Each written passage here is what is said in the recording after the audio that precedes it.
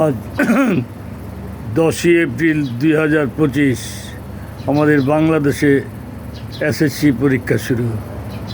সকল পরীক্ষার্থীদের জন্য শুভকামনা রইল এবং কর্তৃপক্ষের কাছে আমার নিবেদন, অনেক সময় দেখা যায় 10-15 মিনিট আধা ঘন্টা পরে কোনো ছাত্রছাত্রী পরীক্ষা কেন্দ্রে হাজির হলে পরীক্ষা দিতে দেওয়া হয় না। তাদের ভাবা উচিত, নানা ঝামেলায়, নানা বিপদে, নানা কারণে একজন শিক্ষার্থীর দেরি হতে পারে। আজকারই পরীক্ষার প্রথম দিনে হয়তো অনেক ছাত্রছাত্রীর বাবা মারা গিয়েছে, নানা শোকে শোকাভিত তারা।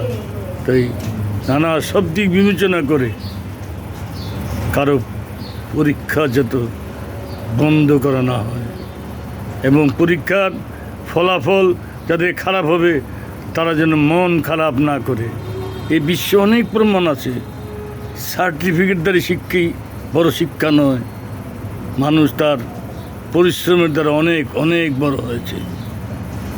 সবারই প্রতি শুভ কামনা রইল। আল্লাহ হাফেজ।